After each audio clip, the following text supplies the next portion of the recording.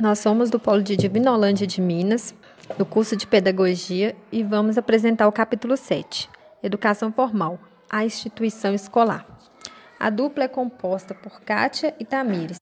A escola nem sempre foi da forma como a conhecemos. Começou a se tornar uma instituição na Idade Moderna, com a passagem do sistema feudal para o econômico, burgueses e a atuação da Igreja Católica e Protestante. Desde a implementação da instituição escolar, houve o predomínio do elitismo, excluindo a grande maioria da população, que acaba não tendo a mesma educação. A escola é o segundo lugar ocupado pela criança, depois da sua casa. Houve um longo processo de transformações, ideias e escolhas que auxiliaram no surgimento da escola. A escola antiga e a medieval. Durante a antiguidade, a educação era exercida pela própria família. A educação dos menores acontecia no espaço da casa. A transmissão de valores e conhecimentos era transmitida dos pais para os filhos. Nessa época, já se percebia que havia um universo de saberes considerados importantes para as crianças. E, ao mesmo tempo, havia uma divisão daquilo que meninas e meninos podiam aprender para as suas vidas. Quando as sociedades se tornam mais complexas, com instituições políticas, práticas econômicas e a ideia de educação no seio familiar perde o espaço. Quando se constituiu a aristocracia dos senhores de terra, de formação guerreira, os jovens da elite eram confiados a preceptores. O preceptor era aquele que acompanhava e orientava a educação de uma criança ou de um adolescente. Apenas com o surgimento da polis apareceram as primeiras escolas, por volta do final do século VI a.C., atendendo à demanda educacional. Mesmo com a ampliação da oferta escolar e a democratização da altura, a educação permanecia elitizada, atendendo principalmente os jovens da antiga nobreza, ou a ascensão daqueles pertencentes a famílias de comerciantes enriquecidos. Na escola escravagista grega, o ócio digno significava a disponibilidade de gozar de tempo livre, privilégio daqueles que não precisavam se manter para sobreviver. Esse tempo de ócio não significa não fazer nada. Entretanto, significa ocupar-se com as funções nobres de pensar, governar, guerrear. Percebe-se já nessa época que o acesso à educação e aos processos estiveram ligados à condição econômica de uma família. Na Grécia Antiga, por exemplo, a educação era encarada como uma atividade para poucos, para aqueles que podiam consumir seu tempo livre, não tinham necessidade de trabalhar para garantir a própria sobrevivência. Agora vamos falar sobre os colégios religiosos.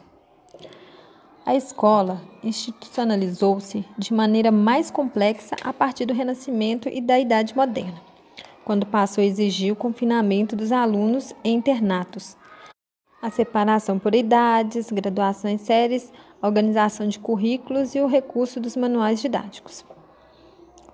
Essas mudanças levaram a maior produção teórica, que orientasse a nova prática.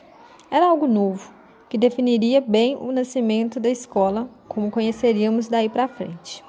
Então, qual o motivo dessa institucionalização? Fortalecer os estados e monarquias nacionais, urbanização crescente, ascensão da burguesia, revolução científica, racionalismo filosófico. Como podemos ver, gente, já nessa época, a educação era vista como um meio de subir financeiramente na vida, de conseguir mais e mais riqueza, reconhecimento. A pedagogia realista. No século XVII, vários teóricos se preocuparam com a questão metodológica, o que se reflete nas indagações a respeito da pedagogia. João Amós Comênio, 1592-1670, autor da obra didática Magna, para quem o ponto de partida da aprendizagem deve ser sempre conhecido. Partir das próprias coisas, valorizar a experiência, educar os sentidos são passos de uma educação que se faz pela ação e voltada para a ação. Só fazendo aprendemos a fazer. É um dos lemas de Comênio. Comênio inova, quando defende a escola única, universal e a cargo do Estado. Valoriza o papel do professor como controlador do processo. Na linha dos principais críticos da velha tradição medieval, o filósofo inglês John Locke, 1632-1704, lamentava o excessivo ensino de latim e o descaso com a língua nativa e o cálculo. Como era representante dos interesses burgueses, considerava importante o estudo da contabilidade e de escrituração comercial, preparando para a vida prática.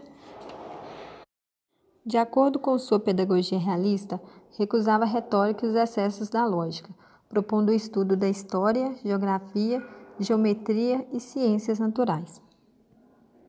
O impacto da Revolução Industrial. A Revolução Industrial, iniciada no século XVIII, alterou em alguns aspectos as exigências da escola burguesa. A formação acadêmica, que era predominantemente humanista, opunha-se a uma formação técnica e especializada, além do estudo das ciências. No nível superior da educação, sentia-se a necessidade de transmissão dos conhecimentos das novas ciências, bem como o estímulo para as novas descobertas, a fim de que a tecnologia se desenvolvesse ainda mais. O ensino elementar exigia-se ampliação da rede escolar, uma vez que o operário das fábricas, mais do que o camponês, precisava pelo menos saber ler, escrever e contar. A educação se preocupava com a grande massa de pessoas que deixava o campo em direção à cidade, para trabalhar no sistema fabril nascente. A ênfase na educação elementar se devia, portanto, ao interesse não só de ensinar as primeiras letras, mas também, de certo modo, organizar as massas, submetê-las à disciplina e à obediência. O processo de controle acentuou-se no século XIX, com a instalação das escolas de ensino mútuo, ou monitorial, cujo método foi desenvolvido separadamente pelos ingleses Andrew Bell e Joseph Lancaster, em suas respectivas escolas destinadas às crianças pobres. Segundo esse sistema, o professor não ensina todos os alunos, mas prepara os melhores, que serão os monitores encarregados de atender grupos de colegas. A divisa de Lancaster era um só mestre para 1000 alunos. Para que o sistema funcionasse, havia rígida disciplina. A entrada era em fila organizada após o toque do sino, e um apito chamava a atenção dos indisciplinados. Falava-se baixo, havia cartazes e quadros, bem como cartões de sinalização para indicar a sequência dos trabalhos, que todos da mesma classe deveriam cumprir ao mesmo tempo. O único professor, do alto de um estrado, supervisionava o andamento das aulas e interferia quando necessário.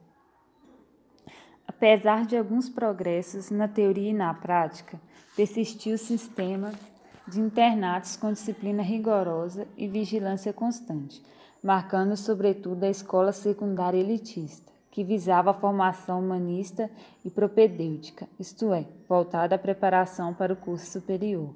Além disso, acelerou-se o processo de secularização e democratização do ensino, com as reivindicações de uma escola pública, leiga, gratuita e obrigatória, a que pudessem ter acesso as camadas não privilegiadas da sociedade.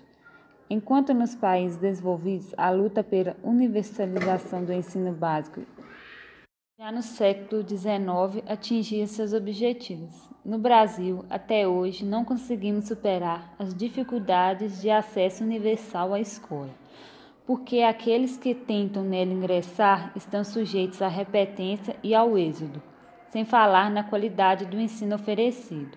Além disso, o dualismo decorrente das diferentes formas de ensino, acadêmico e profissional, tem perpetuado a divisão social. O desafio a ser enfrentado pelos governos e pela sociedade civil abrangendo as forças organizadas dos excluídos do sistema, está na universalização de um ensino básico de qualidade, que prepare para o trabalho, para a cidadania, cuidando da formação da personalidade nos aspectos afetivos e éticos.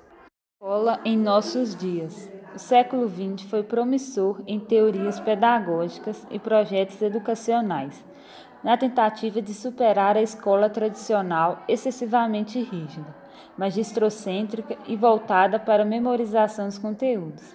Na primeira metade do século XX, intensificou-se a relação entre a pedagogia e as demais ciências, numa busca de uma metodologia ativa que promova a ação integral, com especial atenção às necessidades do educando. Um exemplo foi a Escola Nova, que, na perspectiva de escola redentora, esperava alcançar a equalização das oportunidades pela democratização da educação. Orientações de inspiração positivista que reforçavam a burocracia escolar, mecanizando o processo educacional e minimizando o papel do professor. Que ainda se faz presente em grandes conglomerados escolares, que recorrem ao ensino apostilado em que cada aula está de antemão determinada na sua duração e no conteúdo a ser transmitido.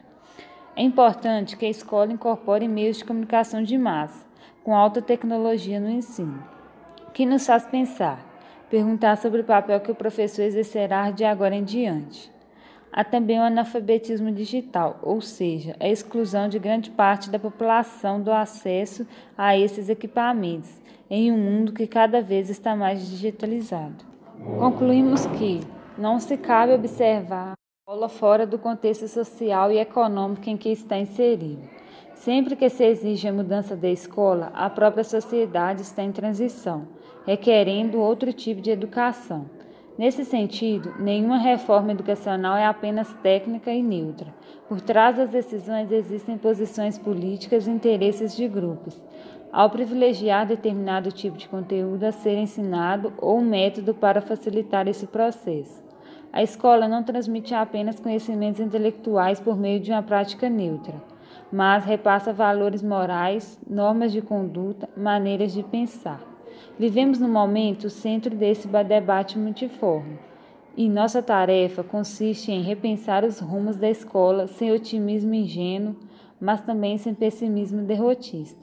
O que, afinal, é possível fazer dentro dos limites da escola e a partir de suas reais possibilidades? Reforcemos, portanto, a importância da função da escola, sobretudo como local privilegiado para a crítica do saber apropriado. A escola adquire cada vez mais um papel insubstituível como instância mediadora, ao estabelecer o vínculo entre as novas gerações e a cultura acumulada, sobretudo à medida que a sociedade contemporânea tem se tornado cada vez mais complexa.